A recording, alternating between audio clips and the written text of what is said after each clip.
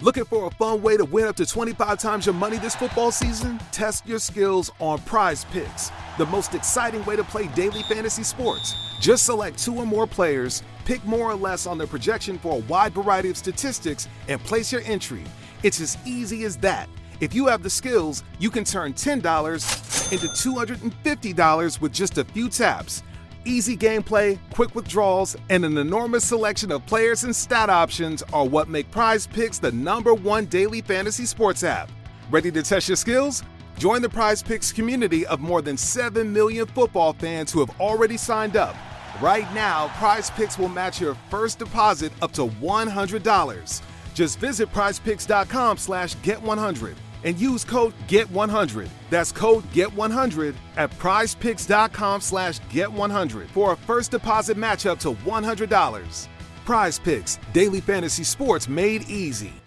Looking for a fun way to win up to 25 times your money this football season? Test your skills on Prize Picks, the most exciting way to play daily fantasy sports. Just select 2 or more players, pick more or less on their projection for a wide variety of statistics, and place your entry.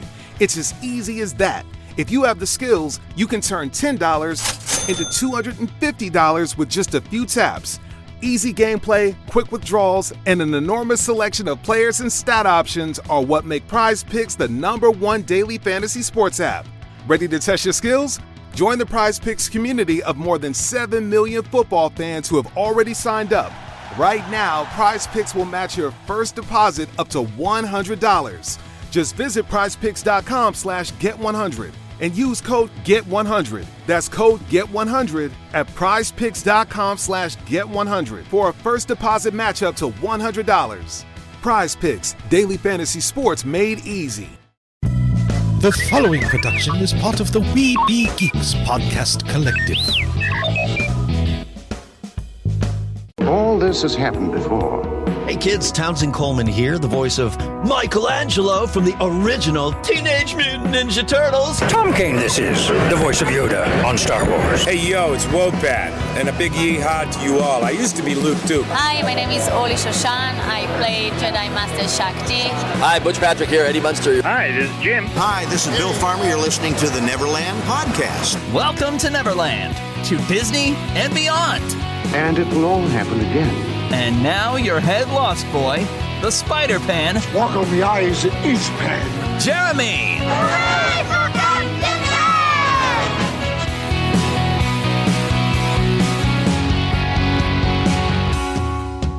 Take your pixie out of your pockets, Neverlanders, and sprinkle some of that pixie dust around. Think of the happiest thought, and we will take off. We will fly. We will go to Neverland, because that is where we never land. Okay, that was bad. I'm sorry. You got anything better? Eric's with us. Hi. Hi. I don't have anything better. Yeah. But I do have a figment of imagination with me today. Yes, for those of you who can't see us, because this is audio, he's got a figment sitting on his shoulder that I can see and you can't, because I'm special. We'll save it for later. Sure, we'll save, because we will, we like to put videos up specifically for our Patreon support, which if you're not supporting us on Patreon, you can find a link right there on neverlandpodcast.com to our Patreon support page, or just go patreon.com/neverlandpodcast. We appreciate any help you jive in there to get. That also keeps you from having to hear ads that should be placed like at the beginning of the show, and maybe I should go and start editing and putting an ad in the middle of the show, because I hear a lot of advertisers like that. When you know how I'm learning this, that advertisers like it in the middle of the show? Because we have a new show, Neverland Rock Radio, which is only available on Spotify or Anchor. Because I learned that Anchor partnered with Spotify and will allow you to have a show that you can pull songs from Spotify, so it can I can play music on the podcast. And I've been turning it into my own kind of personal journal. So you're going to learn a little bit more about me, and you get to hear some of my favorite songs. And I play some Disney songs. I play some non-Disney songs. I'm kind of doing whatever I want with it at this point. I did, though, because I wanted to get the message out, I did go ahead and play the Dan Vietz audio on one of those on Neverland Rock Radio. That one will also end up getting put on like Apple and stuff, because normally you're not going to find this on Apple because of the music existing. But here's the thing I want to let you know. If you have a Spotify membership, you will get to hear the entirety of every song I play. If you don't, you only get like a 30-second clip of the songs that I'm playing. And the songs right now have a purpose for the personal audio journal that I'm putting out there. But yeah, so go check it out if you have a Spotify account or an Anchor. That's the only places you're going to be able to listen to Neverland Rock Radio. And you basically just get me playing music, which is kind of how I make my living in the early morning hours in a small little radio show in Cameron.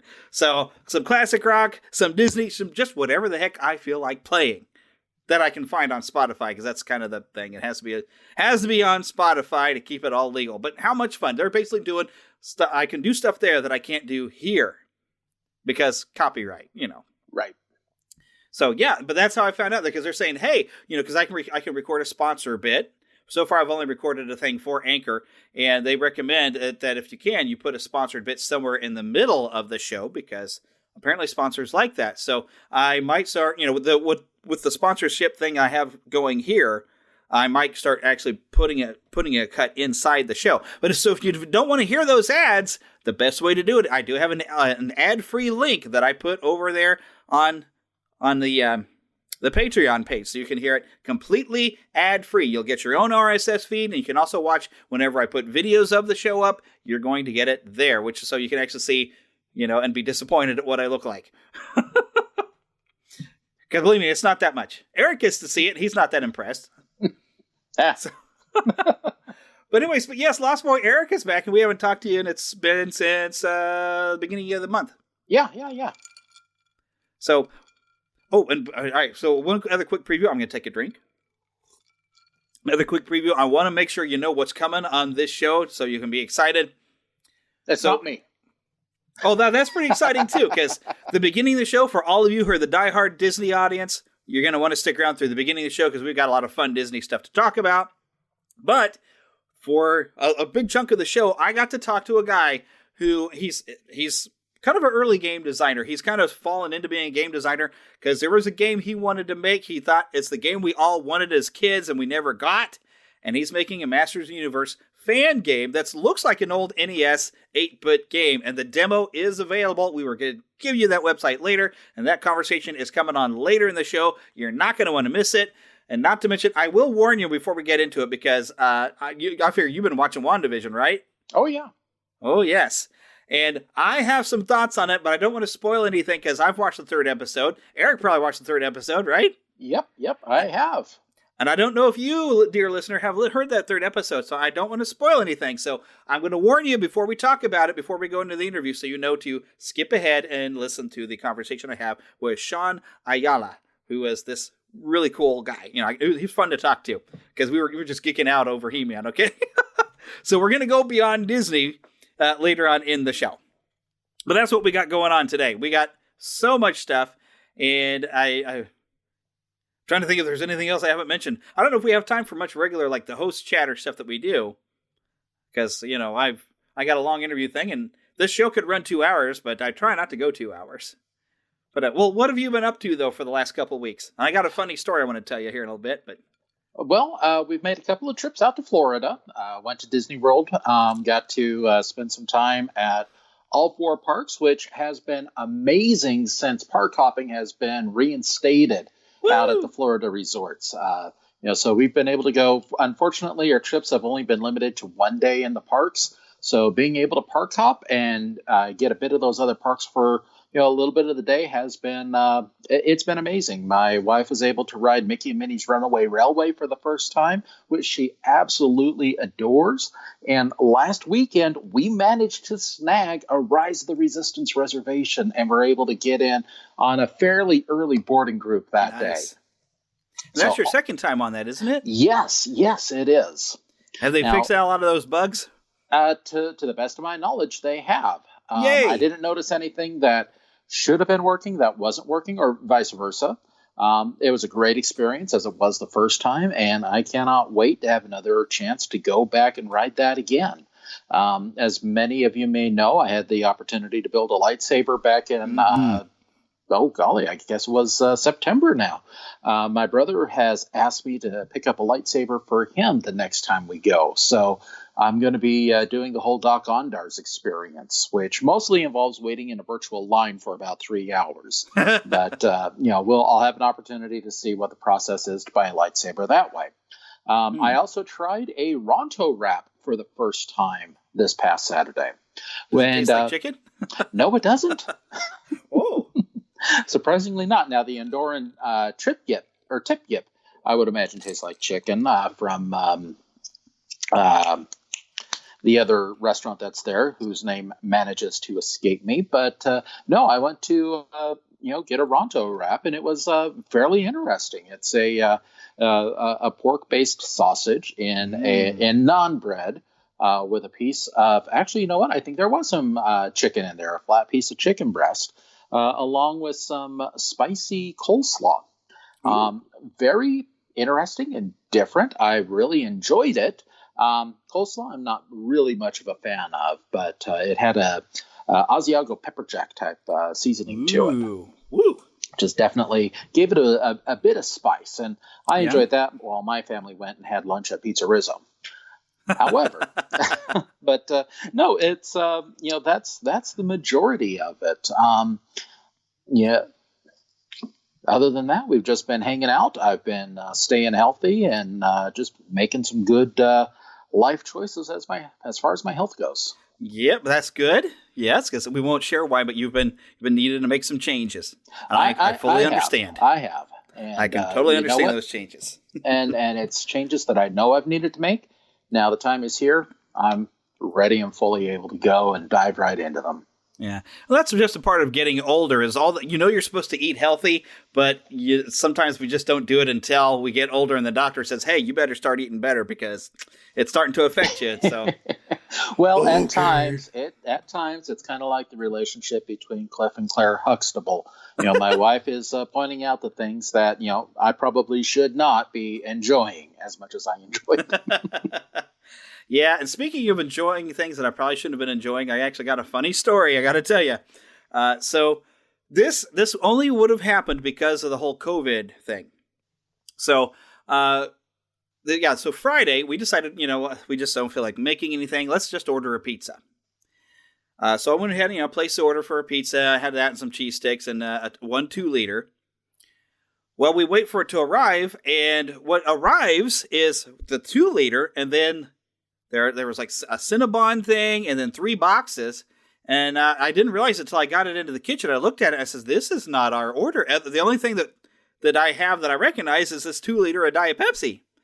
And so I go back out to the front door thinking, well, maybe the driver's still here because he gave us the wrong thing. And so, oh my goodness, the receipt isn't even ours. So then this other driver comes pulling up and stops in front of my yard. And it says like, oh my gosh, did you get the wrong order? And I said, yes, I did. And he came up with the correct order with another Diet Pepsi 2-liter. Which, because of COVID, and I was like, oh, well, I have the other order right here in my kitchen. He says, no, don't worry about that. Just keep everything. And I didn't realize why, but yeah, it's because of COVID. I can't give it back to them. So they had to remake this other person's order, and it was a pretty large order. But now this means we have a lot of extra pizza. It was a blessing in disguise because, like, hey, we have something to eat all weekend until I'm sick and tired of eating pizza. But the problem is I don't need to eat that much pizza. I'm supposed to not be eating that much like white bread stuff because it's a fast carb. So, but now that's pretty much what we have to eat. So it's kind of funny. It's like, well, if it wasn't for COVID, I wouldn't have all this extra food. So. We need to have some people over to come and eat it. Plus, I want to have people over for the Haunted Mansion game, the Calling the Spirits. Oh, yes. I still haven't gotten a chance to play it, but I read the rules on how it plays, and it sounds really confusing and complicated, but it'll probably be a lot easier once I get going. As soon as I get a chance to play it, I'm either going to get some video or some audio of me playing with some people. That way we can discuss it or whatever, and that'll be a fun feature on the show. So, but it's really confusing, but I think it'll make sense once I, get down into it. It sounds really, really difficult because the hitchhiking ghosts are going to be very vicious in haunting you, and when they haunt you, they're going to cost you points because it's very much a point-based system. Gotcha, yeah. You're trying to meet all the happy haunts, but the hitchhiking ghosts will take away your points. Gotcha. So they don't just follow you home. Yeah, they wreck your game. And whoever gets the most haunt points, because there's different types of ghosts. If you have the most haunt points at the end of the game, whatever your most common ghost type is, you have to turn and discard all those. So you lose a ton of points. Oh, goodness. Like it wasn't bad enough you're losing points because of the haunt. I mean, Well, I got a new Disney board game for Christmas. Nice. What is it? It's called Disney Codenames. And I think I've seen this. Yes, and what it is you're given a pattern to arrange a number of Disney items. They could be characters, they could be locations, they could just be movies. And you have two teams, a red team and a blue team, and there's a code set in which the red team has a certain number of characters that apply to their team, as it does for the blue team. And each team has a code giver who knows what the code is, knows what that pattern is, and has to try and use one word to describe as many of the characters, locations, or items that belong to their team. So if I've got a picture of, say, Snow White and Dopey as part of my code, I might say dwarves too. Now, that certainly refers to Dopey as a dwarf, but it also refers to Snow White as she's in the movie Snow White and the Seven Dwarfs. So it makes you think a little bit as you're working it and trying to figure out, okay, what code word can I use? And is my team going to understand that code word? And is this going to apply to a character who might not be one of my team's codes, but that the other team might be able to use for their own? So I might use the word dwarves, but let's say I've got Etri from Avengers Infinity War. He's a dwarf, technically. Yeah. So, it's interesting. You got to think about your answers and what it's going to be. Because it could cost you or it could gain for you, apparently, then. Exactly. I just had a thought. I bet we could try to play some of these board games over camera and record some stuff. The only tricky part, the Haunted Mansion one, I think your haunt cards would be face up, but you can keep your ghost cards, I think, face down, so you can keep those hidden. So the hard part is when you collect your cards, you'd have to tell me, well, I want to see my cards. But I think I probably could play and have you in on this. I'll put the laptop on the table, and you'd be able to play along. And so we could record video. I think I could make this work. Potentially. Because basically you get 3 things you get to do each turn. And you don't have to roll a dice or anything. You just, look at the board and tell me, okay, well, I want to move over here or I want to move over there. Because you can go one space in the end of this hallway or back into the seance room. And then, of course, you can draw a card, which I can tag the card and there it is. And the card might say, well, before you start each turn, you draw a card for the hitchhiking ghost to tell where they're moving. Right. But then you can also, when you go to a room from the endless hall, you collect whatever ghost you want to meet that's in that room. So you kind of make your decisions. And then you can also choose to rotate the endless hall to put yourself or others in other rooms. So you can tell me, oh, I want to rotate that direction, so I can move the stuff. So I can move the board around for you because you can tell me what you want. So I think you can play with this. I was going to say, there is potentially a chance that I might procure said board game within the next couple of weeks. I'm looking at that and the Adventureland game. Or actually, it's a Jungle Cruise game. Nice! I didn't know there was a Jungle Cruise game coming. Yeah. It's another Funko? So we'll see. It may be. But I know that both are being sold right now at the Disney parks. Oh, nice. Okay. Yeah, so Jungle Cruise I haven't found at Walmart, but this one I did find at Walmart. So anyone who's a Haunted Mansion fan, go and find this at the Haunted Mansion. Call the Spirits. I do have a video I put up before Christmas of recommending it as a Christmas gift where I took it apart and showed all the fun cards and how cool it is. But yeah, still haven't played it. But yeah, I think when I play it, and especially if you have a board of your own, you'll be able to see what's going on as long as we coordinate. So we know what's going on. The only thing that's difficult is you have to only use one set of cards because the cards determine how long the game lasts because you'll hit a final card they're based upon how many people they're playing. So then you have to separate the final card things, and then based upon how many people you are playing, you put that many cards with that one because you're going to play until you run out of cards. Right. So we have to make sure we're using one deck, but at least you could keep an eye on a board in front of you if you do get a set. So we can make this work. So yes, so this is an upcoming thing. I don't know when it's going to happen, but we're going to have to make this happen when we have some time and stuff. Creaking doors and creaking floors. Oh yes, okay. Speaking of which, creaking doors. Yes, and weighted blankets. But we better get onto some Disney news here real quick. So let me hit that sounder real quick.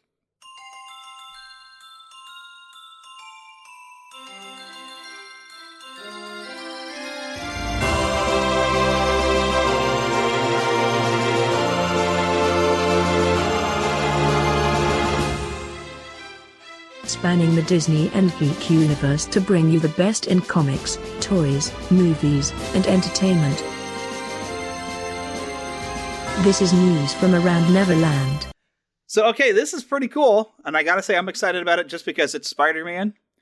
But we got a little look at the Spider-Man adventure that's coming to the Avengers campus over in Disneyland. Woo-hoo! And Eric is whipping away. You've got a chance to play the Miles Morales game, even. Yes. I still think I'm going to wait for the PS5 before I get it. I think I am. But Tom Holland apparently is popping up. There is some video up on their YouTube. Peter Parker has apparently started something called Web, which it says on the Disney Parks blog, in the Web Workshop, young engineers specialize in developing innovative technologies to equip and empower a new generation of superheroes. This workshop showcases the adventures of Peter Parker and the rest of the Web tech team, including their adorable spider bots, which I want one, which are designed to be robotic sidekicks capable of building anything a superhero might need. And then, of course, because everything's got to go wrong, it's a Disney ride. So when it goes awry, the spider bots are stuck in a replication loop, creating even more spider bots. And so you get to don some 3D glasses, you go on a test drive in one of the latest inventions called a web slinger vehicle, and you actually get to use web slinging superpowers that you have because of tech. So they have an excuse for you to be able to do stuff. You're using technology. Exactly. So I'm excited. I really want to get a chance to ride this thing, but I got to wait for Disneyland to open and then me to have enough money to get myself there. But this looks really cool. Yes, it certainly does. And I'm glad that they're tying it into the spider bots that you can actually build and have for yourself. And, the great thing about the spider bots is that you can compete them against each other when you have them, when you have two or more. So, again, it's just some interesting way to incorporate all of these different areas of their new Marvel area into this one ride. Mm-hmm. So very exciting. And I personally, I do hope that the 3D glasses that they use have an Edith program in them. They should make some sort of glasses that you can wear on the ride, but that you can keep, kind of like in the Harry Potter parks, they have a wand that actually can interact with stuff. Yeah. Wouldn't it be cool if you could buy glasses and you can interact with things in the Avengers area with the like Edith glasses? Yeah, with a heads-up display, it'd be really neat. That'd be cool. Hey, Disney, if you're not doing that, please do. That would be pretty awesome. Because, they used to have those interactive games anyway, at least in the Magic Kingdom and whatnot. Make an interactive game that you can use your Edith glasses when you wear them into the park. Which is something, I don't know if we've mentioned this already, but Sorcerers of the Magic Kingdom, that interactive game, is ending at the end of this month, sadly. I never got a chance to play it. Yeah, I had one chance to play it, and quite honestly, my kids lost interest at the first window that they went to. But the cards are neat. Well, yeah, I'm sure. So, have you ever been to Hawaii? I have not. I would love to go to Hawaii. You ever met a sea turtle? Well, there's Crush. I talked to Crush. Did he have a crush on you? No. Okay. But, we had a good turtle talk with him. Well, how would you like to meet one that you can't pronounce the name? It's Olumel. I think I'm saying that. But out at Aulani, they have, and he's supposed to be a friend of Duffy, the bear, which I think still happens. I don't know if that's still in the United States. I think in Japan he's popular. Oh, Duffy is definitely popular in Japan. And every once in a while, I'll see him pop up at the Disney parks here in the States. Okay. Well, he's got a friend, a little sea turtle playing a ukulele, running around at Aulani. Mel is short for Melody, according to the Disney Parks blog, and so Olu Mel got his nickname from Duffy and Shelley Mae after they heard his beautiful singing. Do you think he loves them? He probably does. A long time ago. And you can see you can see Olu Mel as well as other favorite Disney characters, including Mickey Mouse, Minnie Mouse, Donald Duck, Daisy Duck, and Stitch on your next trip to Aulani Resort. I would go to Aulani Resort if I could afford it because I'd love to visit Hawaii. I mean, it looks absolutely beautiful. And going to a Disney resort in Hawaii, I mean, come on. Oh, yeah. No brainer. No brainer for me, at least. Well, I might need help planning that. Got any ideas? Well, I help people out all the time when it comes to planning for Disney trips, but for Hawaii, you got me. I'm stumped. I wouldn't even know where to start from square one. But, there's a lot of good people out there who, have been to the parks enough, who have got that background knowledge that Disney is, stepping on, or not stepping on them, but helping them step up and share that knowledge.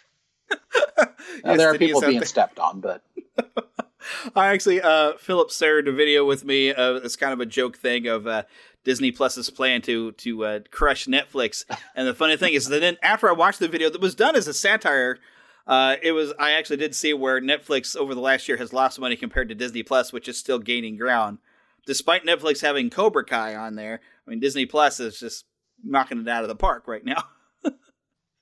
So, yeah, they are crushing and stepping on things, but it's not you, it's Netflix. Crush your enemies, see them driven before you. Okay, never mind. For anyone who has seen those videos where they songify Conan. Yeah. But so what would you do if you wanted to go and find some help planning on Disney? Well, going online is usually my first step. But where do you find someone to give you that information if you don't know them already at work? Well, if you put hashtag Plan Disney into a post, that helps. But there even more about that. Disney has actually on Instagram at Plan Disney Panel, on Twitter at Plan Disney. You can ask questions. And they're saying on the Disney Parks blog, they say Plan Disney is the go-to resource for all your Disney vacation planning needs. Whether you have one specific question or you don't know where to begin, the Plan Disney panelists can help. And this is moms, dads, grandparents, adults without kids, doctors, lawyers. I mean, a bunch of people who just know everything, and they can help you with that information to help you plan your trip. It's convenience. What I think they need is an app, though, to kind of get you. But I guess you got a Twitter app. You might as well just, as long as you haven't gotten banned from Twitter, you can get in there and talk to them. Parlay. Parler, yeah. Well, if Parler's supposed to be trying to come back, but I don't know if that's going to work for you. That's a whole other story, and we don't want to talk about it here. Yes, ladies and gentlemen, Big Brother is watching you. And watch what you say. But do you think Big Brother likes polka dots? Oh, I bet Big Brother loves polka dots because Big Brother is everybody's a Minnie Mouse fan. Let's face it. Everybody loves Minnie, but not as much as Mickey loves Minnie because you don't want to make that mouse jealous. I'm telling you, Mickey can. I've seen YouTube videos of how evil Mickey is supposed to be. Okay, this is a whole other thing there too. But so Positively Minnie, the Polka Dot Summit 2.0 Digital Edition is happening February 13th. And it's easy to remember that because it's the day before Valentine's Day. And that's the day where you better be thinking about buying something nice for your wife or significant other of some sort, which I have no idea what to do this year. I really don't have a clue. But if your wife is like mine and loves Minnie, this is going to be a great event. There you go. And it's National Polka Dot Day, apparently. Exactly. Now it's going to be free to the public. Mm-hmm. Fans are able to partake in Minnie-inspired workshops and styling sessions, listen to a keynote conversation with participating talent, shop the latest Minnie merch, and much more, according to this. What's going to happen is this is going to be a virtual summit on the 13th. Mm-hmm. And they've even started registration. If you can find links on the Disney Parks blog. So from January 2nd and closing on February 12th, registrations are non-transferable, limited to one per attendee. But it's free, but you do have to register, and it's the Create and Cultivate website at createcultivate.com/polka-dot-summit. I'll better keep this page open. I'll try to make sure I put a link here in the show notes so you can go and hop on it. So, by the way, if you don't know how to find the show notes, whatever app you are using, there should be somewhere that you can touch that will bring in whatever I've posted up onto the website. You can find show notes. I've had somebody point out that we should probably be letting people know because a lot of people don't realize that even iTunes or whatever you're using, you can access those show notes and you can find whatever links we're putting out there. When we talk about links, it's right there. And of course, you can always go to neverlandpodcast.com, find that specific page for that podcast episode, and you will find those show notes there. And every link is there to go to whatever we talk about because you're going to want to go and check out the Play Motu later, by the way. We're going to talk about that one. Just saying. Plus, I'll make sure I'll grab this link here and I'll put it in the show notes. So I'm going to keep that page up so I don't forget. I'm sorry, I just started thinking about sausage links. Oh, boy. Well, you did just kind of eat some on a... No, you were eating a Ronto. It was a Ronto. So the earth-shaking news that happened a couple of weeks ago. Oh, yes. That I want to mention, but I had worried that this was happening at Walt Disney World as well, but I guess it's just Disneyland. And there was a statement from Ken Potrock he made on Twitter, and here's this quote: "We want to thank our annual pass holders for their understanding during this closure period. Due to the continued uncertainty of the pandemic and limitations around the reopening of our California theme parks, we will be issuing appropriate refunds for eligible Disneyland Resort annual passports and sunsetting the current program." And there's the key word. "We are currently developing new membership offerings that will utilize consumer insights to deliver choice, flexibility, and value for our biggest fans." Now, part of this I really do understand. You know, when people buy an annual passport and they can't use it, then you're going to say, okay, we're going to cancel your passports, but we're going to refund you because we understand you haven't been able to use it. We're sorry. We can't help it that we can't open. But when they start saying we're sunsetting the current program and are currently developing new membership offerings, that's when everybody says, whoa. Yeah. What? So, yeah, a little bit of a panic. But I did find a thing that they do already have some ideas of what they want to do. And a lot of the locals around Disneyland have said, like, oh, well, they were just waiting for an excuse to do this anyway. Because I know Disneyland has had, I guess, issues with having too many locals and a lot of locals just kind of hanging out. That kind of makes sense to me. If I was local, I wouldn't mind just being there, just taking in, just go watch a show or two, just kind of on the way home, just taking in the ambiance of Disney, just to relax after work. I totally understand that. I don't think I'd want to take that away from people myself. But I guess if it gets to where there's too many, I guess I understand the thought of it, but I also understand the point of view of people who would want to do that. I would, if I could, I would. Yeah, and I completely get that as well. The trouble is when you've got a couple who insists on being the last guests of the night to ride Peter Pan. Or you've got someone who is setting a record of how many times they can ride a particular ride and bring a great big sign every time they reach a milestone. You know, I see that and I see, well, there's 5,000 people who may not have been able to ride the ride. Yeah. So with Disneyland having, estimates are close to there's 1 million annual pass holders for Disneyland. The last several years that my family were pass holders. Disneyland, it was crowded. We could only get on a few rides, even with the Fast Pass. We weren't having as good of a time as we had hoped. And a lot of that is simply attributed to the number of people who are in the parks. And a considerable number were annual pass holders. Now, Disney has been trying to make some changes over the last few years. They've removed lower tier passes. They've brought them back. They removed parking as one of the benefits for annual pass holders for most categories. But with COVID coming around, I guarantee that if the annual pass holder program was in place when the park opened, there would be 150,000 people waiting to get into the park day one. There's just no way that Disney can prepare or plan for the logistics of that when it comes back. What they've been doing out in Walt Disney World, again, where the annual pass program is still being maintained to an extent, no new annual passes are being sold for Disney World. Right now, the only exceptions to that are people who are renewing their pass. If you have a family member who at the time you bought your annual pass is now of age to own a pass, they turned 3 years old, you can buy them an annual pass. But it's very, very limited as to who can buy a Disney World annual pass. Disneyland is actually following the example of Tokyo Disneyland from earlier this year, who also suspended their annual pass program. The programs that they are looking at to bring back do have different price points, different tiers, allow a certain number of entries. Actually, I take that back. There are some tiers that they're surveying on that indicate an unlimited amount of days that you can go. However, you have to make reservations in advance before you go, which is what currently is the program at Walt Disney World. Yeah. So, but just because, you may want to get that last ride of the night on Peter Pan every night because you have to make these reservations in advance, you may not be able to get it every day. In fact, there's a good chance you may not get it every week. So it's going to be interesting to see what happens. Annual pass holders, while there are a good number of people who will go and use Disneyland as the mall or an alternative to the mall, there are other people who are just as enthusiastic and excited to go into the parks to buy merchandise, to eat at the dining locations there. It had to have been a tough decision for Disney to make, but I can understand how they came to that decision.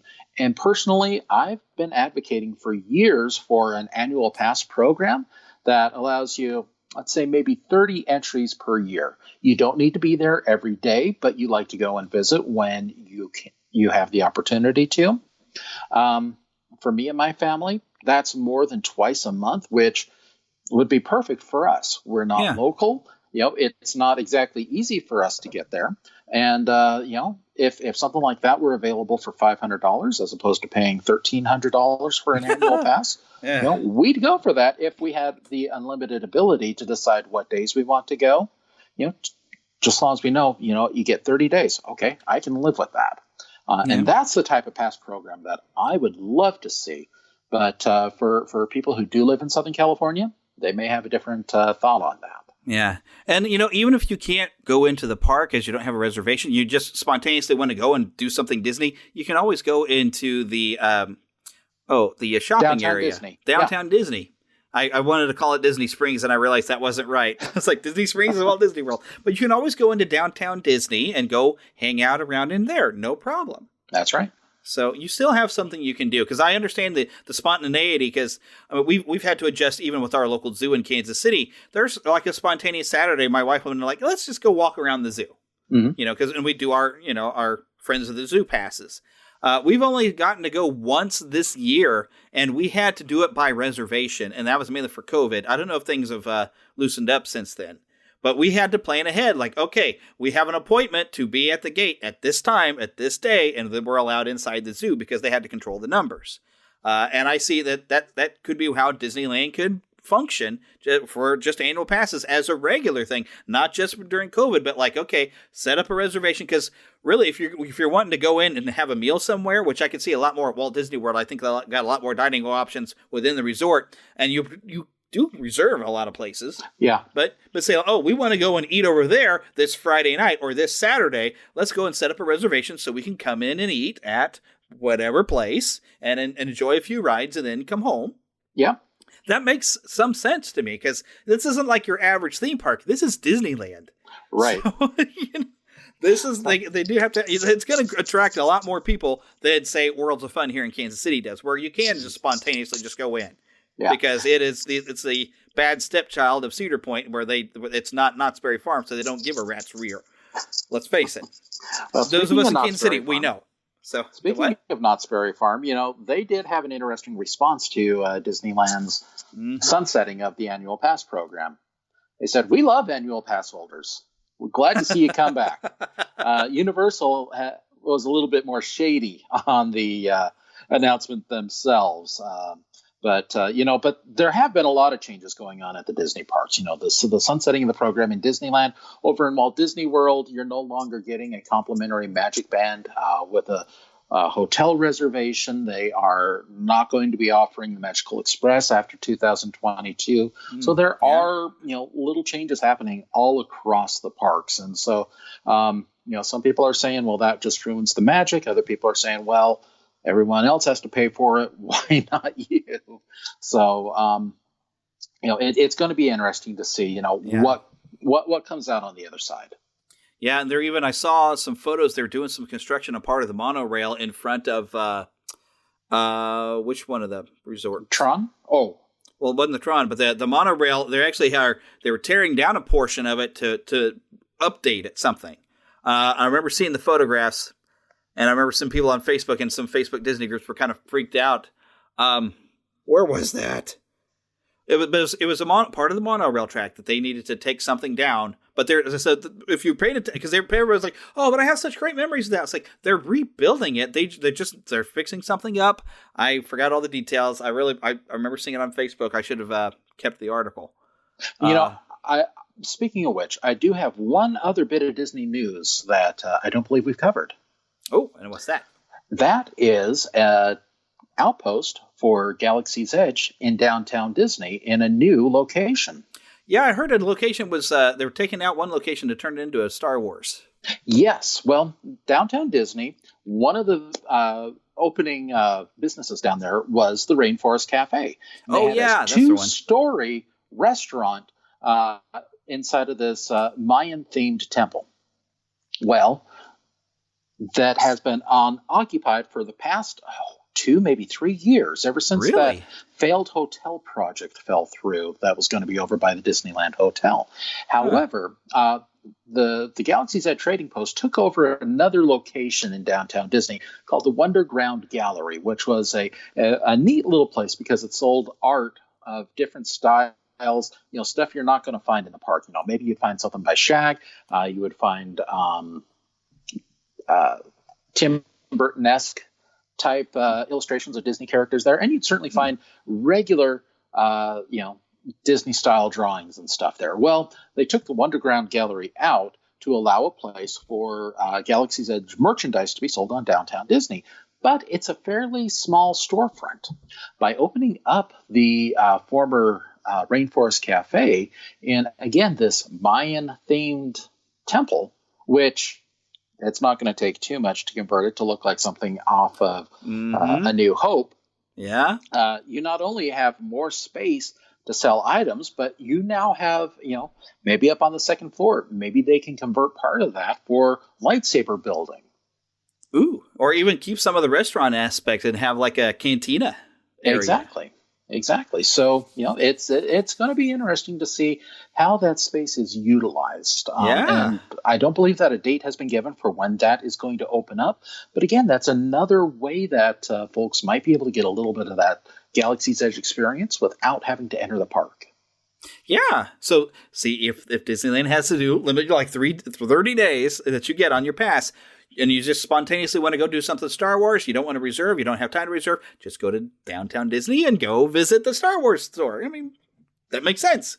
Yes. See? So you can get your Star Wars fix. That way also is a good way to have your Star Wars fix if you can't manage to get your reservation in the resort down in Florida. I've been seeing some photos of it's moving along really good. I'm never going to be able to afford that. But oh my goodness, that looks so cool. So...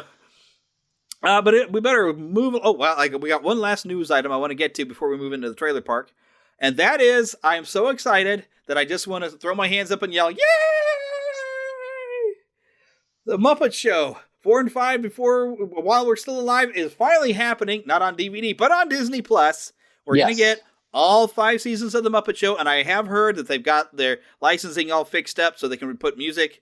There were shows that had songs in it that they weren't able to put on DVD or something, but all those episodes are putting back in. So better believe I'm going to binge watch. I don't know how long it'll take me, but I'm binging the heck out of the Muppet Show. Even though I do have like three sets of the seasons, I don't care. I'll sit and watch them all because it's the Muppet Show. Exactly. We're going to get every single Gonzo trumpet. We're going to get every single bad joke by Fozzie. We're going to get every single heckle by Statler and Waldorf. Oh, it'll be heaven. It'll be heaven. And plus, it's got all those great stars from the late 70s. Yes. And it will show the true merging of Disney, Muppets, and Star Wars with the Mark Hamill episode. Yes, which I actually do have on a legit DVD, but I don't know what season it happened because it's not on one of my seasons. It's on. I got a Time Life. It is supposed to be season third 3. Season. I don't think I saw it on my regular DVD, but I have the Time Life one, and so I can pull that out. And it is fantastic. And the funny part about it is at the end of it, they're on on Coosbane, I believe, and they actually sing "When You Wish Upon a Star," and this castle comes up in the background. It's like, ooh, they knew. But forget the Simpsons predicting the future. It's the Muppets. The Muppets had it a long time ago because you got Mark Hamill and Chewbacca out there singing. Come on. That is like one of the coolest Muppet tap moments. Dancing. Yes. Oh, I'm gonna have to pull that episode out, and I'm gonna be busy today though because I got the NFC Championship game is going on right now, and the AFC is later, and the Chiefs are hopefully gonna win the Buffalo Bills today. Otherwise, I might be upset next show because I'll be like, oh, the Chiefs not going Super Bowl. Okay. But yes, I'm wigging out. I cannot wait. That's February 19th. That is my Valentine's gift from Disney. I am perfectly happy. I'm like, oh. So I should put a countdown on my calendar up here. I got a Snoopy calendar on my wall. I should just start marking down the days because I'm going to go Muppet crazy. I may forget to watch WandaVision, which we're still going to talk about here a little bit later. But before we do that, I do want to visit the trailer park real fast because they finally dropped this trailer for a movie that I think we've all been waiting for if we're giant monster fans, really. Mama, another gator got in the house. Another gator? Give me that shovel. Come here. Get him, Mama. Get that gator. The Neverland trailer park. Godzilla versus Kong. It's finally happening. And I was wondering Kaiju battle. I was wondering how they were going to make this work because I know back in the day, and I heard a rumor there was an American version and a Japanese version. And like in the Japanese version, Godzilla won, and the American version, Kong won. I don't know if that's completely true. But I have seen like the ending of that one where Kong wins. So, but like here we got a new version, but apparently we've got some because Godzilla, they've gone with the more heroic style Godzilla because Godzilla, depending upon what era you're looking at, there's either hero Godzilla or destruction Godzilla. And so in honor of that, Godzilla is for some reason mad at humanity now and has gone from his heroic ways to trashing the humans. And so they are bringing back characters from the last movie, including, I forgot what her character's name was, but 11. She's in there. Yeah, Millie Bobby Brown. She's in there and wondering, well, why is Godzilla mad at us? Why is he attacking humans? Because he just saved us from all the monsters in King of the Monsters. So there's that question, and then there's like Kong is being brought off of his island because that's what they do with King Kong. They don't leave him alone. They drag him off his island and put him here in the States where he just wants to be left alone. That's King Kong for you. Now, if he ends up climbing up in a building and getting shot down and killed, then I guess they've gone the entire arc with King Kong. But Kong versus Godzilla, giant monsters beating the stuffing out of each other. And the funny part is the music, and I don't know if I can really play the audio for this because of some rap song that's in there. But the funny thing is when you watch this trailer online, there's rap music playing. And you feel like you're about to watch a boxing match. The way it's spelled up, it feels like a Rocky movie. I'm surprised they didn't get, I'm going to knock you out, or something. But that's what the trailer feels like. Well, if Godzilla goes running up the steps of the Philadelphia Art Museum, then... Drogo! Or something. Yeah, but that's up a mountain in Russia. Right, I know, but it's still funny. King Kong could do that because he'd be going Drago, because Drago sounds like dragon anyway. So Godzilla, Gojira. Well, I'll just be happy so long as it does not have Matthew Broderick talking about a pile of fish. Yeah, or Godzilla being pregnant.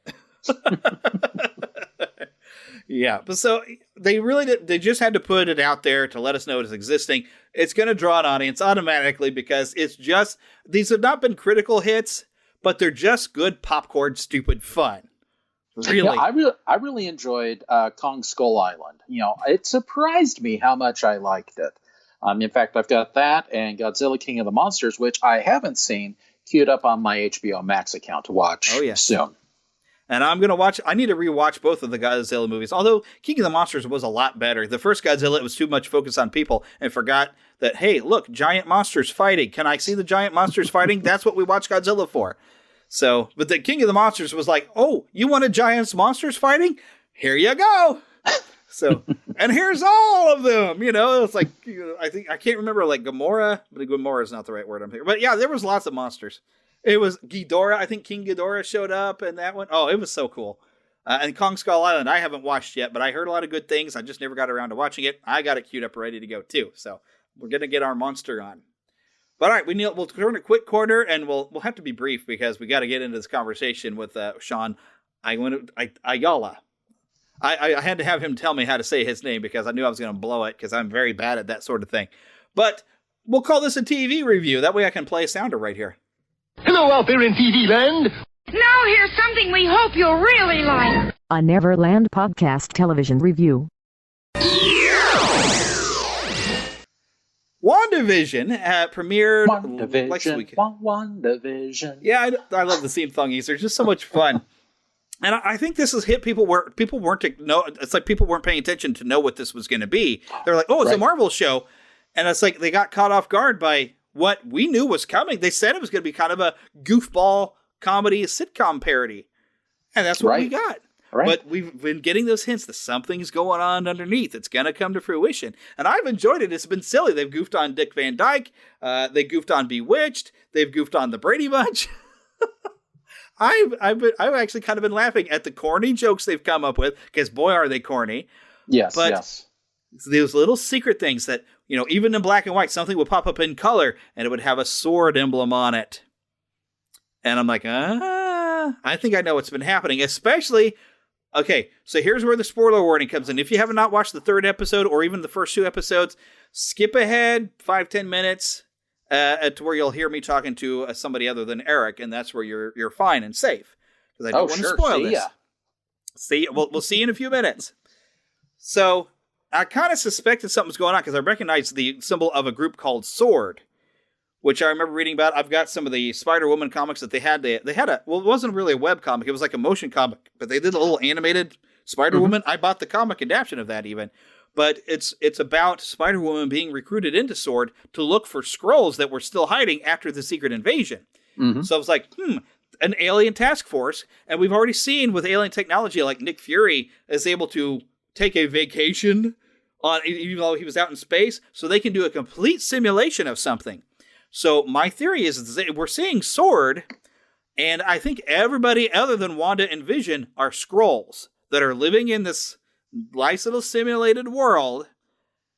But I don't know what Wanda's doing there, other than maybe Wanda seems to want to not have anything altered, because there's like these, she can alter reality anyway, but we see these slight changes when somebody, or Vision, anybody says something she doesn't like, mainly Vision.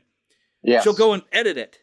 And I think she's trying to just live out her best life with Vision that she was denied when Vision had the mind gem ripped out of his head. So maybe Vision can only exist inside this make-believe world.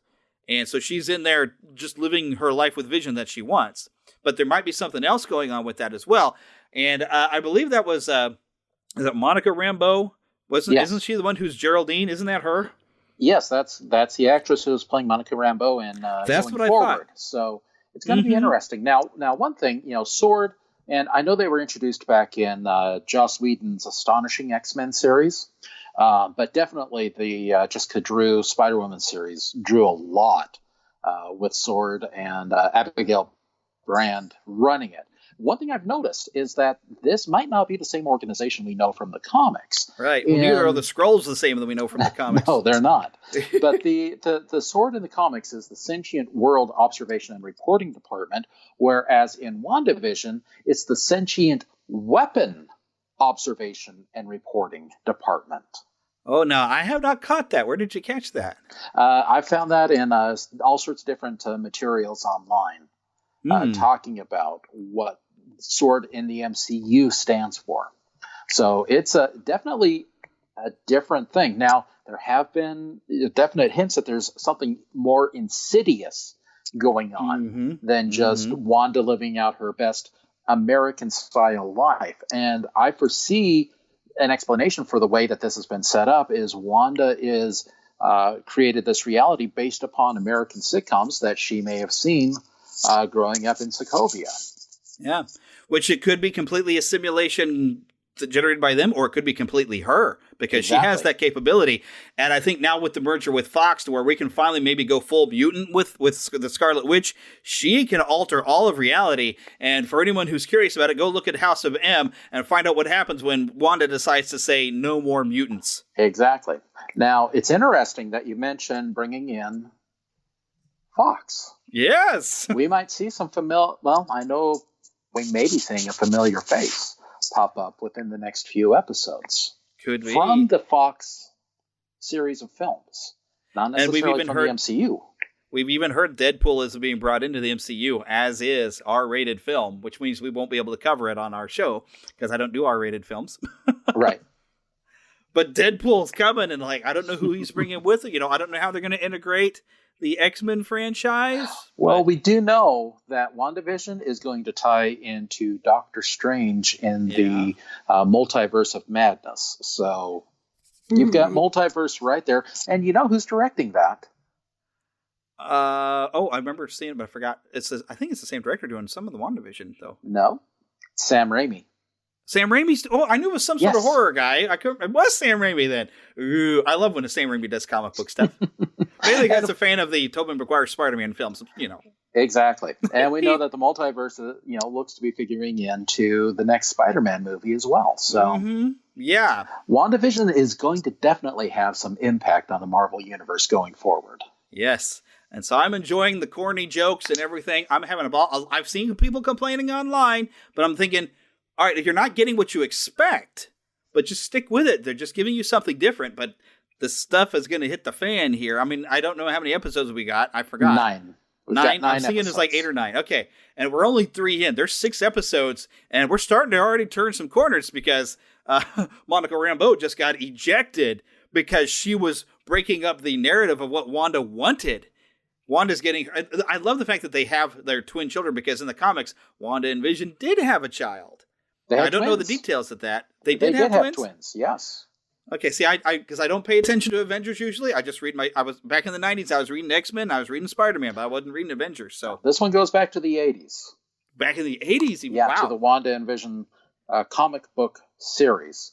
And, there again, in that series, there's insidious underground as to what's going on and where these children came from. And in this, we've got kids coming up within 24 hours. It's yeah. It's not a Carol Danvers emergency baby situation like she had on her stint with the Avengers back in the day. Oh, looking by your face, are you familiar with that story? Like I said, I wasn't reading Avengers. I was reading Spider-Man and X-Men back in the 90s and whatnot. That's another crazy story. It goes back to the early 80s in which Carol Danvers became pregnant, had a child, and the child was its own father. And what? Yeah, it was a crazy storyline, and that was weirder than Terminator, where the guy sends his own father, or basically, John Connor sent his own father back in time to father himself, right? Which was weird enough, but this is even. I'm my own grandpa. Hey, it's either Marvel or it's Futurama. So what have you? Yeah, there's a deep cut there. I've seen that episode. That is a messed up episode. But with that being said, back to WandaVision. It really is beautifully crafted. I've heard that they spent something like $25 million per episode. And while you may not see that money in these first couple of episodes, remember, this is a 9-episode series. This is coming, with Kevin Feige producing it. This is fully a part of the Marvel Cinematic Universe. We are going to be seeing familiar faces come up. They might not be the, recognizable Avengers, but, we're going to be seeing some side characters from the other movies pop up and show up within this series very soon. And nobody has any idea where this is really ultimately headed. It's this great mystery with just corny jokes and just fun. And I needed something lighthearted and fun here this year. It was a great way to kick off the year to go and watch this. I'm enjoying it. It's silly, it's goofy, and it's got me intrigued of what's going on. And they've got a fun cast as well. Yeah, they were all so silly. They're just over the cheesy, and I love when they were accidentally we're breaking the narrative. A little bit of panic, trying to keep their cheesy smile on at the end of the 3rd episode. I'm like, woo! They know something's up, but they're afraid to say anything because they may do something. The neighbor's dog is staring at me. Hi, neighbor's dog. Okay, I guess he's done. All right. Now that's your situation, not WandaVision. Yeah, that's my situation. Just want to clarify. It was just weird. I looked out the window, and the neighbor's cute little doggy had one paw up in the air and just staring right at me like, what's going on? So, okay. The dog knows what's going on with WandaVision. The dog knows. He's watching you. It's Nick Fury in disguise. His Nick greatest Fury's disguise, yes. I wouldn't be surprised if Nick Fury's going to be popping up. That's one thing I need to do. I need to actually finish watching Agents of S.H.I.E.L.D. I never finished the season with the where they were in space. And I feel like I might be missing what might be a puzzle piece that might land somewhere in here.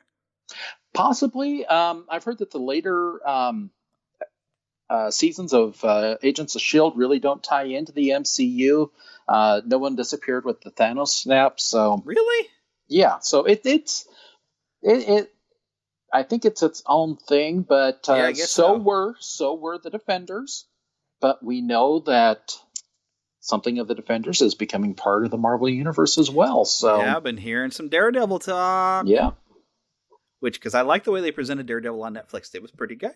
Yeah. I didn't watch everything that Netflix had, but I don't think I can get to it anymore. I don't know if it's still on there. It's still available. It is still there. I might have to go through and watch it, but like I heard it kind of petered out. It fell apart a little bit. So I was like, okay, well maybe I'll hang back and we'll see if it gets blended back in. So, but anyways, I really probably better get this rolling because I was meant to have this first part of the show to go for 15 minutes, and we have talked for an hour. Almost an hour, yeah. So, and I still got more fun stuff to present to you when I have a nice conversation. We'll just dive right into it.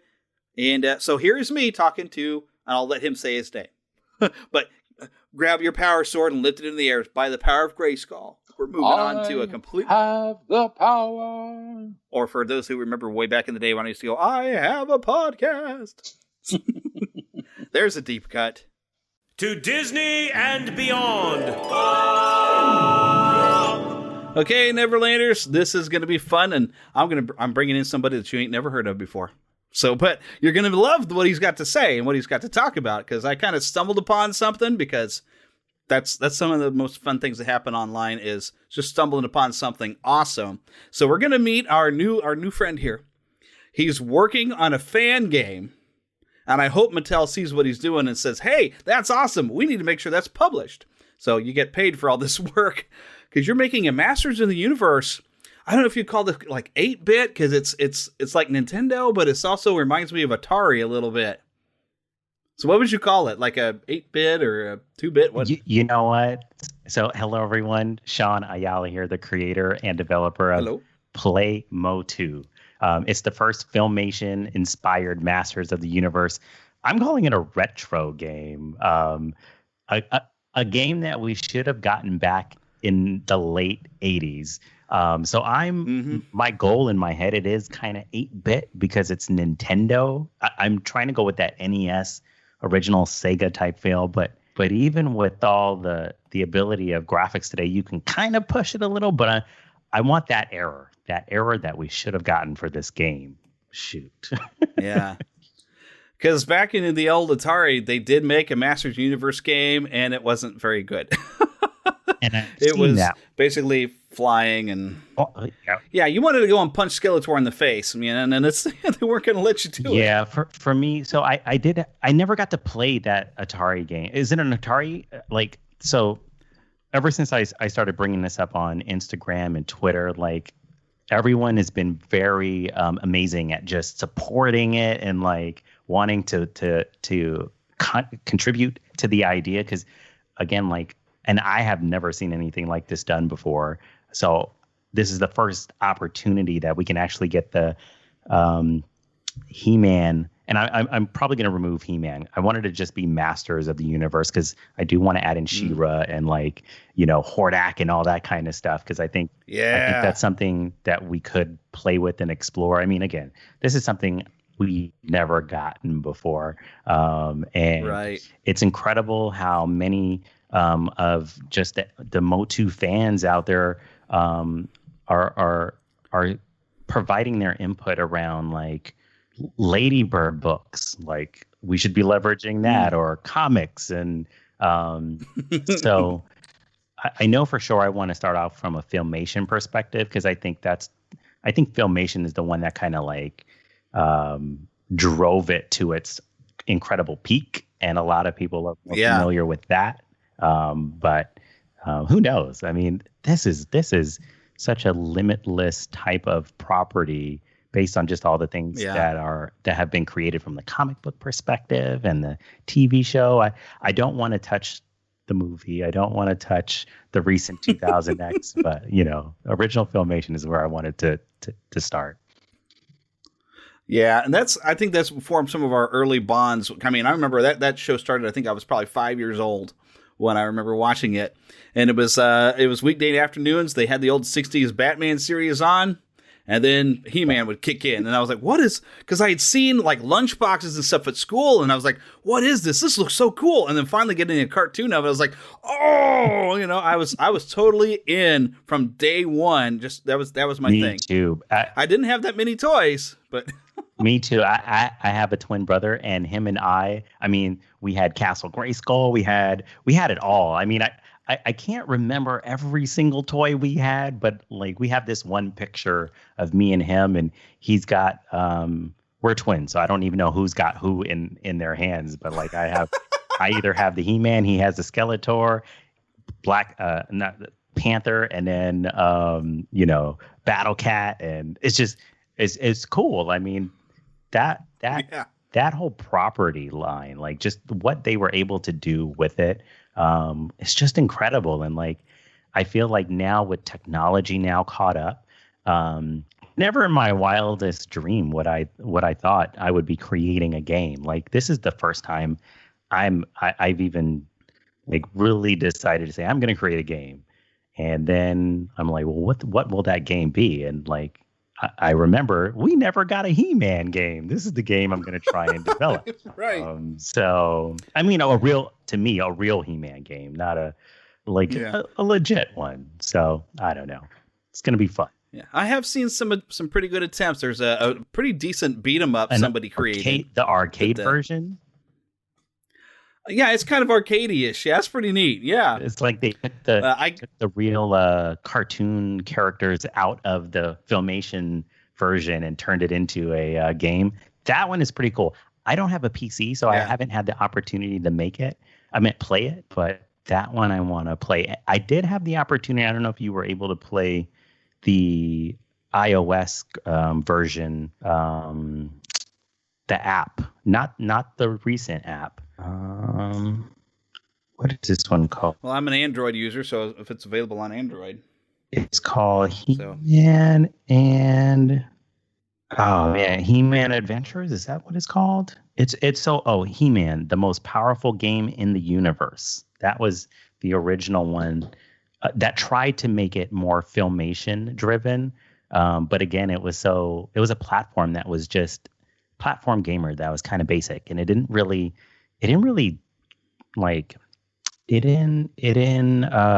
you into the story like with Merman or Trapjaw or like the cartoon. Like, so I don't know, but that's and then the device for that one. Yeah, that Tappers game was disappointing to me too. Oh my gosh. It's like, well, look, I get to go and rub my finger on characters and just sit there and rubbing my fingers. That's it. So, yeah, I mean, the characters are cool. Like, I'm like, all right, cool. You have the characters, but it truly was a disappointing game for sure. Yeah. Just like all the other property stuff that came after it. We're hoping for that one glimmer of light that will give us hope for this He-Man property. So. Yeah, we want to go on an adventure as He-Man, and I know they did try to do one that I guess it didn't sell very well. I barely heard of it, and I think it's on the PS2, but there was a He-Man game based around the 2000X series, which I didn't find out about until like years later, and it was too late, and I've never even seen it in a store, but I would try it just because. I mean, I like the idea. If we ever get to the point where we do get a modern-style He-Man game on the PS4, or, well, PS5 even, a nice open-world Eternia would be amazing. Yes. I mean, somebody mod the heck out of Skyrim or something, man. Come on. Yes. Let me be He-Man on Skyrim. Something. They did include him into this like toy soldier type of game where it's the toys against toys, and then He-Man is in there. So that one I thought was pretty cool. But man, like I wanted to create a game that, again, like I wish we all had, that actually takes us through the adventure. Because I remember as a kid watching all these episodes, and I repurchased the entire collection, right? Like I have it on DVD, nice. I have it on Apple iTunes, and like there's some really good adventurous stories. Although He-Man really never used his sword. But right. I'm like, he's always picking up boulders. Like, I'm like, okay, cool. I got to incorporate that into the game. But there's some really really cool adventures, I think, that can be explored into a 8-bit style game again that I wish we all had. So, and I feel like there's people today that would actually play it. That's my hope. But I'm creating it for me because I never got it, so I want it. Yeah, and if you have the ability to make something, hey, I didn't ever got this when I was a kid, I'll make it, then go for it. Yeah. You know? So how long you been making games? I mean, where did that start? So again, like this. So actually, I don't want to say I never made a game before, but I did go to school back in the days for. I have a degree in multimedia and graphic design. So part of the course back in those days was learning how to code a website, how to use Flash, and create interactive menus and DVD menus at that time. This was back in like, I don't know, 1999, 2000-ish, 2002. And like, I remember creating just a game for one of my portfolio, which was a remake of Space Invaders. So I remember doing that, and I kind of placed me in it and made it interesting enough that it was kind of new, but it was just all for portfolio reasons, because I wanted to show that I could do something interactive. And then, man, I don't remember ever playing or creating or touching anything from a gaming perspective till my son was talking about, because, you know, during COVID, I'm like, okay, we're not going to stay in the house. I need you to figure out what we're going to do with all our lives, right? And he, out of the three things that he talked about, coding was one of it. And I'm like, okay, well, let me quickly do some searching online. There's always something that you can find on Google and YouTube that will enable you to do something creative. So I came across an application called GDevelop. And GDevelop is a free software that allows you to create games. And I'm like, okay, I've always wanted to do something myself, you know, hoping that I was going to inspire him. I ended up inspiring myself to like create something. And so back in, I want to say September, I had this really ambitious idea for a game. I wanted to do like this 80s mix of just like Back to the Future and E.T. and He-Man, and it was a really ambitious game. And when I started learning about sprites and animation and all the little things that had to go into this, I was like, oh no, this ain't happening. and then I said, okay, well, I could probably start with one character. And then I just thought of He-Man. I'm like, wait a minute, He-Man is one of my passions. Like, I grew up loving He-Man. I have all the books for Dark Horse. I have Dark Horse. I have not all, but I have the majority of the original waves of the Masters of the Universe Classics MattyCollection.com line downstairs. So I have a ton of them. And I'm like, I can just do a He-Man one. Like, let's start off with He-Man. And so it was born on in September this year during COVID. And just recently figured out, I'm teaching myself all the coding through YouTube. There's a gentleman that I follow from Wish Force Games. He's amazing. He teaches you the basic of using GDevelop. And behold, taking all my graphic design skills and everything that I've learned in the past, because I'm a marketer during the day, and started developing this game. And now I finally got a beta out, and thankfully I'm getting some good responses. People aren't giving me anything negative, and so I'm taking it for what it's worth at the moment, and we're chugging along, and I'm creating piece by piece. So not long. Nice. Not long. Yeah, I think so far I've only gotten to try out the demo, and it was neat because you've added dialogue, and it almost seems like you've pulled from the episodes and kind of brought some of those stories to life for us. I did. That we get to play in there. What was your favorite part of the game? But was there anything that stood out to you, or was it just that you were able to play as He-Man? Probably just because I was able to play as He-Man, but I did love the opening animation where you kind of recreated the opening of the show a little bit, and having the MIDI file of the original theme song. Because you didn't animate the whole thing completely, but just having it there and represented in the game was like, yes! Thank you. I appreciate I got super excited. Yeah, well, so it was based off of, because the one thing that I didn't want to create a beta of I didn't want to create a beta that a person would play where it's just He-Man, because then I feel like if they were just playing as He-Man, it would be like any other game. I wanted to like really get people to buy into the idea that like, one, you're Prince Adam, two, you can change from Prince Adam to He-Man, and then you're on this journey to try to get to Battle Cat, but you're not, or to say Cringer, but you weren't sure if you was going to be able to ride Battle Cat or turn Cringer into Battle Cat. Like, and I wanted people to experience that all in that moment, because the moment I created Battle Cat and the moment I figured out how to get He-Man on top of Battle Cat, my life changed. I was like, oh my gosh, this is what I wanted forever. And I wanted people to feel that too. And I don't know if people are, but man, that was a special moment for me.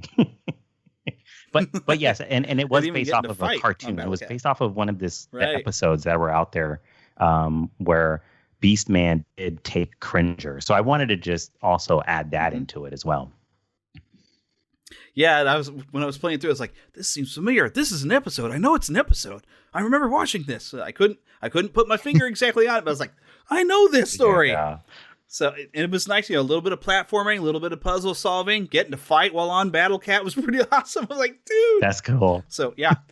And then the demo ended. I was like, wait a minute, where's the rest of the game? I know. So there's a couple people who streamed it on YouTube already. And I'm like, oh, it's only a 7-minute game. I got to make this one. I got to make the beta longer just so people can enjoy it. Because I think the moment you get the Battle Cat, you kind of have an idea of the game, but then it kind of ends quickly too. So, yeah, I don't know. I'm excited for it. I'm excited for what it can become if I'm able to pull it off. So we'll see. And so far, so good. And like I said, I really hope like Filmation and Mattel will take a look at some fan games and say like, hey, get this released to where, I could play it on my console where I'd have my controller. Because I think when I played through the demo, I think I had to do it on a keyboard. And I'm not good on a PC keyboard. Yep. I want my PlayStation controller in my hand because that's what I'm comfortable with. So granted, okay, first-person shooter, I guess it's better with a mouse. Okay, you can make that case. But, I like my controller. It's more comfortable for me. And I would love to see this get put in like the PlayStation App Store and officially giving you a license, Because, small independent game developers, we'll look at stuff like Stardew Valley. Just one guy suddenly created this whole thing. And it's an homage to, a lot of games he played, like Harvest Moon and stuff like that. So, in a way, this is like an homage to the character of He-Man and all those great platformers we had back on the Nintendo. So I'm thinking, if they maybe get a look at this and say, hey, this is pretty cool and it's being very respectful of our property and people would buy this. So yeah, and that's my hope too. I kind of got hope for you. Because I think many of us who are seeing all the things that are happening to Masters of the Universe, like, we are very overprotective on this property. And the moment you mess this up, like, it will be known. And I think that goes with everything on, and I don't want to make this something that will disrespect the whole property and the franchise. That's the word I keep looking for, franchise. So I'm hoping that, and again, I'm not creating this to get any special recognition at all, but if someone happens to want to like partner, like I'd definitely be open to that. But I have gotten a few comments where people ask, can this go on the Nintendo Switch gaming app, or can this go on PlayStation or Xbox? And I know for sure at the moment what I'm trying to figure out at least is to create the game that will allow a USB controller. Because I have the old school Super Nintendo controller that I can plug into my computer. I'm hoping to at least get that far so I can at least get the controller function so that way people don't have to use the keyboard. Because I agree, when I was creating it, it was kind of odd for me using the keyboard. But then I realized there is a complete generation out there who's using like, what is it called? Stream.com and just all these other gaming sites that you're downloading games that still needs to be used by your computer keyboard. But that's just me at a first glance because I'm completely new to this gaming thing. But I agree. Like I do want to upgrade this so it can allow the ability to use a controller, and or if I'm able to figure out how to get it into the app stores for Xbox, PlayStation, Nintendo, like I want to do that for sure. Because I think that'd be all fun. it would take is some good licensing. If they go ahead and grant you the licensing and everything, and they get behind you, that would be awesome. Because I think they know Mattel. I think is really noticing that they're getting a good resurgence. Because you've had the Matty collector, and you managed to collect them all. I didn't manage to get a thing because they were super expensive. I just couldn't afford it. But here recently, now we've got these Masters of the Universe Origins. Yes. Now, granted, they're $15 a figure, and it used to be back in the day you could get them for $3. $5. But $15, I can afford $15. I can do it one at a time, and I think I've hit my limit though of what I'm going to do because I don't have any more wall space for one. But I've got all of Wave 1. Oh, congratulations! And I even got duplicates of He-Man, Skeletor. So, woohoo! I was so proud of myself to manage to get it all. I've slowly been seeing Wave 2 coming out now at Target, and I'm not that pleased with what they did with the battle armor characters because they kind of shrunk down the function. But I want the extra heads because they have like an original style He-Man head that looks like the classic figure. I want that head, and I want the Skeletor head, and I even want the extra hands because they have a second hand where I could have Skeletor grasping his Havoc stick and a sword. So I kind of want the accessory pieces, but the figures don't look that great. And so if I got them, I would probably go ahead and take them out of the packages. But then I noticed those deluxe figures, $20, so you're paying $5 for the extra hand and extra head. So I feel like Mattel is going to find a way to nail this. But Mattel is noticing they're making a lot of money because we're going crazy buying these Origin figures because they're just priced right. Where now as parents, and fathers and mothers, I've seen both, they're buying these and they're playing with their kids. Like, hey, I loved these toys when I was a kid. Come and check this out. And there's people who buy like 5 of each one just so they can collect one. Yeah. But I am seeing some people saying, hey, these are great. I'm playing with my kids. And Mattel is encouraging that. They made this really great stop motion commercial of, trying to, hey, we used to love these with a kid. And they're trying to encourage the kid over. And then by the end, the kid is playing with his parents and playing He-Man. And I like that idea because we've gotten into an age where, kids are not playing with toys so much. They're playing with their phone. And so it's like they're losing that specialness that we had with our toys, when we were kids. So I love the fact that you got this chance to bring in a toy line that we'd enjoyed when we were kids to be like, hey, this is really cool. Check it out. And especially with new cartoons coming on Netflix. I mean, everything's right. Mattel needs a game. And I'm kind of hoping that they kind of notice, oh, hey, look at this little fan game over here. This is pretty cool. I know. I've been tagging them on Twitter and Mattel. Yeah, Mattel, Masters Official. So, I mean, who knows? But I agree. Like they are on a roller coaster right now because I'm lucky enough. I was able to get the battle armor He-Man and the battle armor Skeletor. So I have those. And my daughter is 9, and like I love that she's picking them up. She's playing with them, and like it's like I'm introducing her. What I loved growing up, and I'm okay with her playing with them because even this line, this Origin line, is made to play with. I mean, yes, collectors are buying doubles and all that kind of stuff.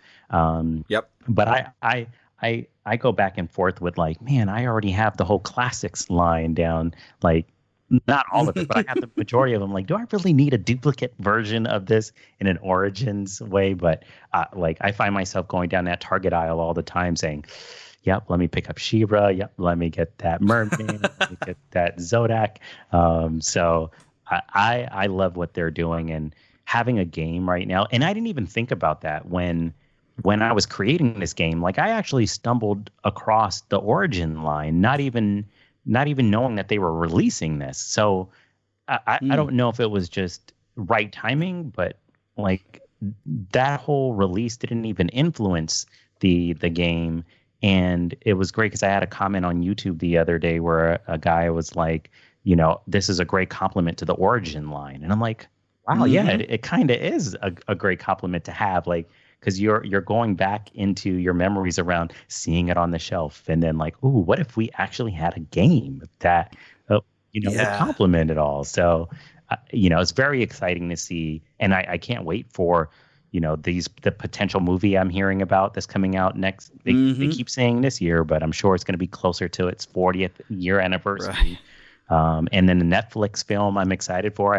I've seen a couple posters. It looks cool. I hope it's going to be great. So, yeah, because it's one of those, like you were saying, it's a franchise we're very protective of. We want it treated just right. And you mess with it too much, and we're gonna cringe. And we're gonna like the movie that we got before with Dolph Lundgren. It was that cringe of like, this doesn't feel like He-Man.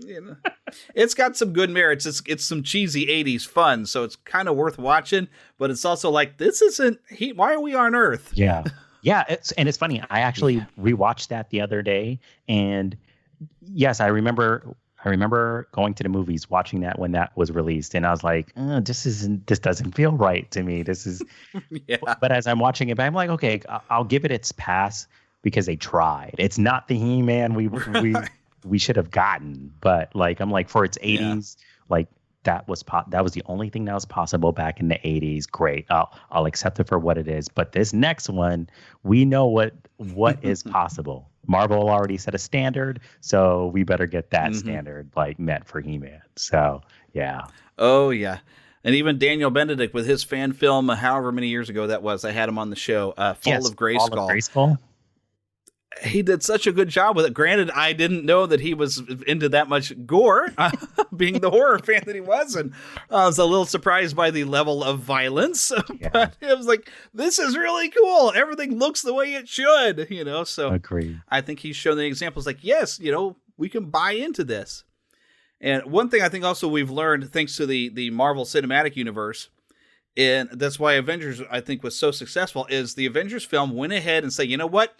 Aliens, I don't care. We're going to have stuff from, interdimensional, whatever kind of stuff going on. And people will buy into it. It seems for a while we had like we had to be so realistic that we almost lost the fantasy aspect of some things because they had to have everything had to feel so grounded. Even Spider-Man, the Tobey Maguire ones, had to feel a little grounded. Yeah.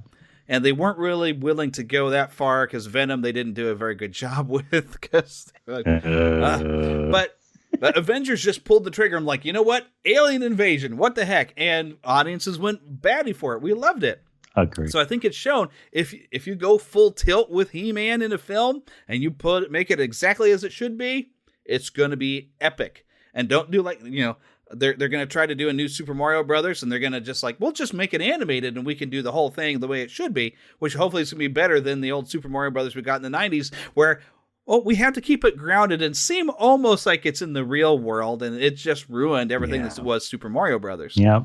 You have to pull the trigger and just go for it and say, you know what? This is He-Man. He lives on the planet Eternia. His world is somewhere between Star Wars and Conan the Barbarian. I mean, you got to throw it together and just go crazy and have fun. And I guess that's what I want to make sure that I capture within this just game development of this retro style version that I'm created is like really. Like all I really have is Filmation and comics to really kind of figure out what Eternia looks like. So I'm going to like try and leverage that as best as I can, and not go into a completely different type of vision that like I would think Eternia would look like. Like I really want to try my best to leverage as much photography, as much photos, as much like record player covers that I've seen in the past, the lunchbox and all, to just make sure that like when you're playing this game, like you are experiencing it as if you are really there and you're a He-Man and you're having some fun. Like I don't want to derail it whatsoever. So, but I agree. Like I think if you can connect with it in that way, then it's worth it. It's worth playing. It's worth sharing. It's worth like just talking about. So I'm hoping that'll be the end goal when this is completed. And my hope is to try and get this a full version of this done by PowerCon or Grayskull Con. Like my wish or goal would be to try and figure out how can I just get that embedded into those events. So, they always say put it out in the world. So I'm putting it out in the world. Like that's my goal, to hopefully get a completion of this game. So that way I can have more people enjoy it and just enjoy it, So. Oh yeah. So we'll see. Well, so far so good. Thank you. I'm gonna have to go and look for this beta version though. That's I guess longer than the little demo that I've played, which I did stream it, of course. That was it. So if you downloaded it, that's all that's out there at the moment. Right now, I'm working on adding in a underwater level, which is all going to be tied to a merman type of level, because I think that's another cool thing that I can explore. I'm actually leveraging inspiration from the NES Teenage Mutant Ninja Turtle waterboard, but I'm not doing it that way because I know a lot of people were upset with that whole electricity thing and like the timer. Like, I remember that game being a complete pain. I don't even think I passed that game because of that level. So, but going back into these old games is kind of cool because it gives me inspiration to just pull from what was. But then I can also, because I wanted to kind of be authentic to that era as well. Like I don't want to go outside of it and do all these cool, crazy things where you got to buy armor or upgrade for, certain points or coins to upgrade. Like I want it to be like it was when we were there. And I'm hoping it would be enjoyable. So, but interesting. There is some fun to be had, though, if you could have situational times where maybe the sorceress could appear. Because, in the old mini comics, the sorceress would give him the new. He had this weird spinny weapon thing that after the sorceress gave it to him, that toy was out. He would pop that up. It was this super weapon that he could pull out, or even the Thunder Punch. Yes. Have that be a special armor. We have a special situation that you need it for this particular thing, so it's not going to cost extra coin. But for this particular level, you're going to be playing as Thunder Punch He-Man because in order to knock something over there, because you see it here and you feel it there, you can do stuff like that. That's a really good point because that kind of stuff I do want to keep in.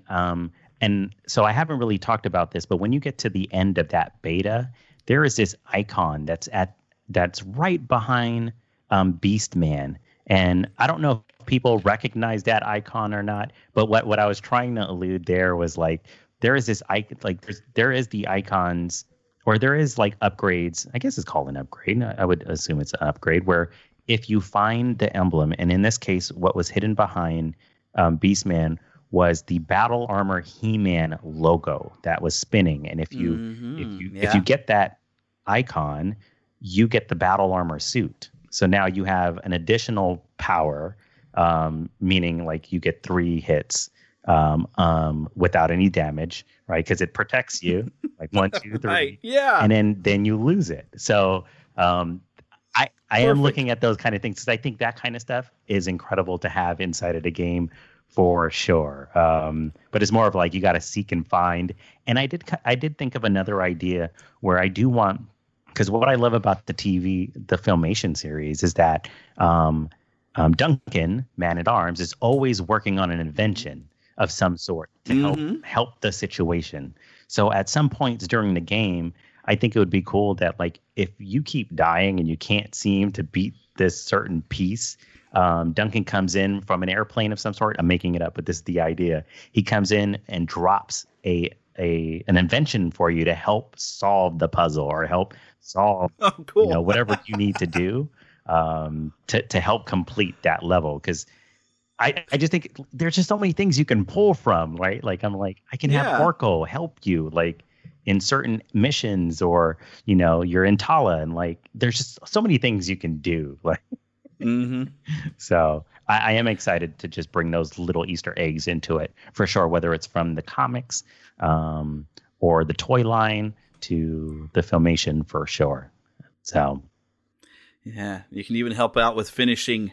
In the original mini comics, they didn't they hinted at it, but they didn't get to fully explore that Keldor was the original name of Skeletor, and him, they hinted at it, and then the comic line just kind of stopped, and I've got the Dark Horse, book collection that's that thick, and you get into that, and oh, we're gonna get into the origins, wait a minute, I'm in the She-Ra comics now. What happened? Where'd it go? Yeah, it's they stopped right when they were gonna drop the bomb of oh yes, then the next He-Man comics we have are the The New Adventures of He-Man, which we can ignore those. Yeah. It's exactly. It didn't happen. I know what you mean. and the other thing that I let, like, even, I don't know if you've heard of the episode that was that got I guess asked to stop or not to continue the Return of Faker. Not sure if you heard of that one from James E. The gentleman who made one of the Dark Horse books. There is this episode that he was creating, which looks amazing. You can go to YouTube, type in a Return of Faker, and it never got published because something happened. I don't even know the story, but or I don't even want to try to attempt to say I know the story, but all I know, it got shut down. And I'm like, I watched part of it because you can find it on YouTube. And there's just a storyline there where Faker takes Orko, and I'm like, oh, I can turn that into a game and explore that as a level.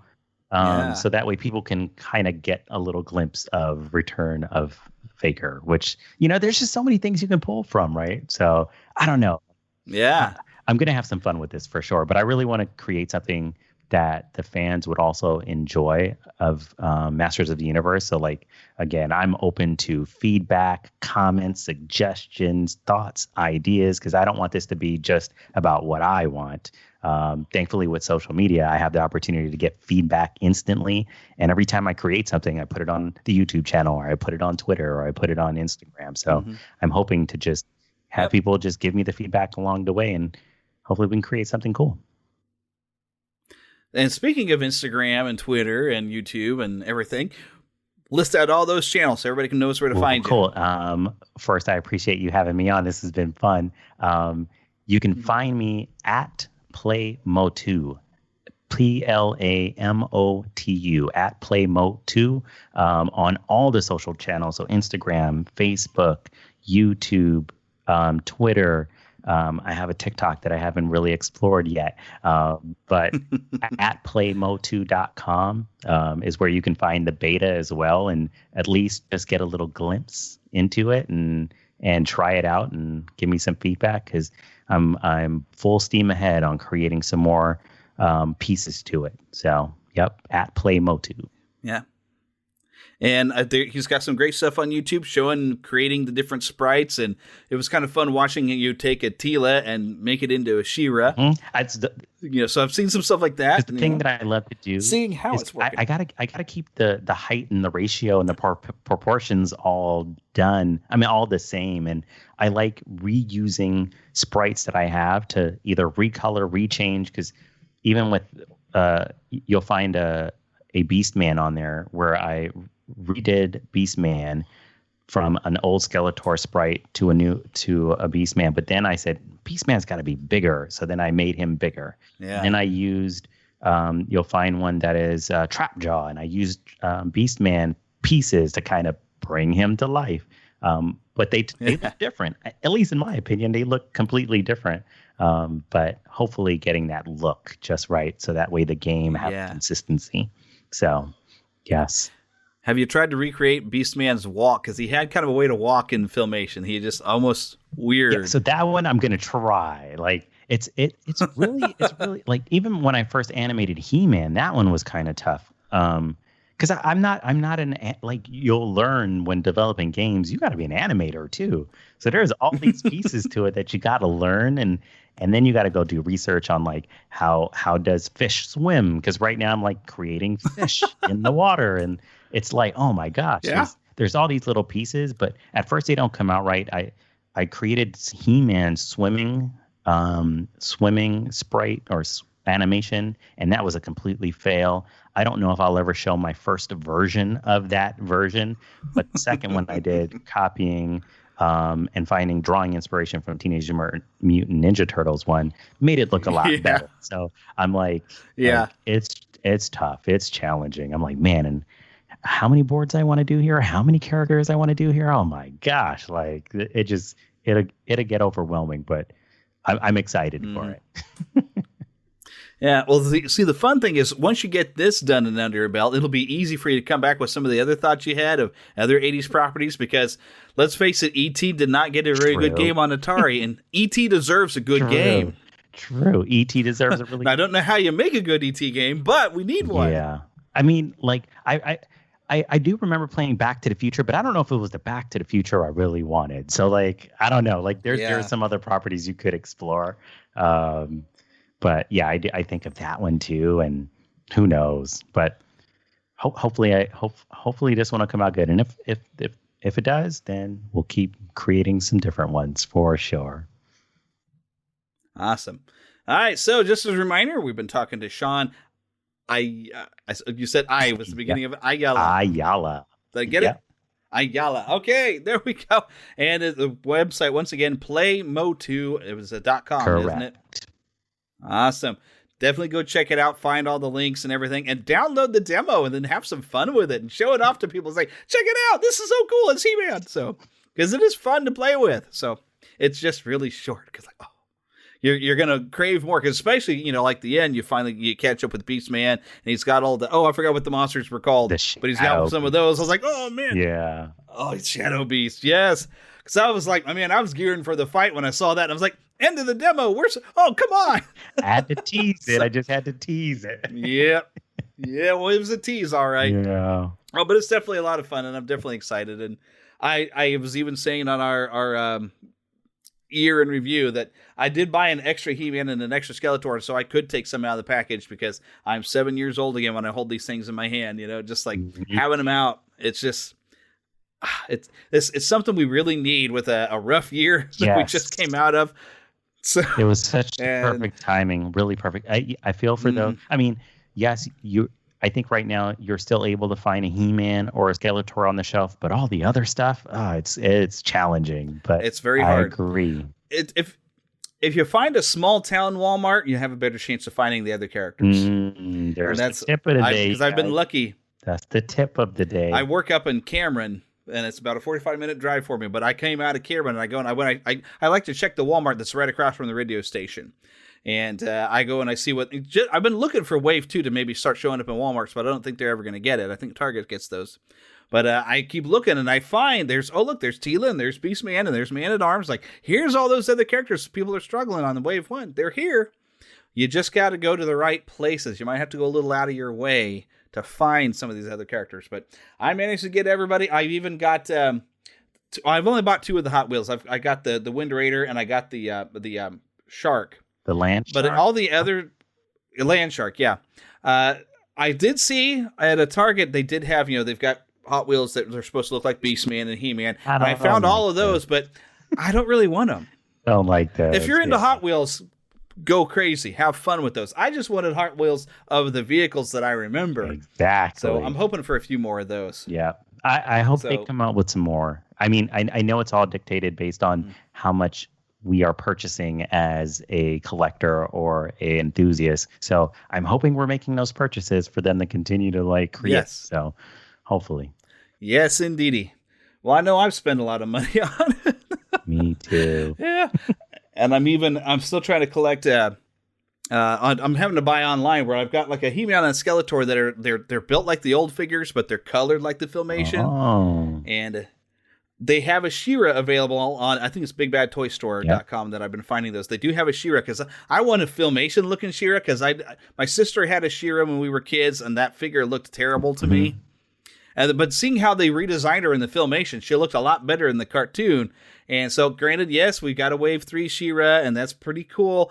I still want to have a Filmation She-Ra to add to my collection. Yeah, that's the only thing I don't have is a Filmation set. I want the Filmation set, the Filmation Merman, the Trap Jaw, the Skeletor. Yeah, I'm like, it didn't click to me until recently when I started this whole project. I'm like, wait a minute.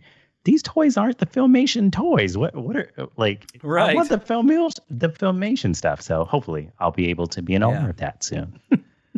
Yeah, and there is a difference between there's some that are recreations pretty much of the old figures. They're just colored like Filmation, and then I have seen some that are the more expensive that are made to look very kind of cartoony. Yeah.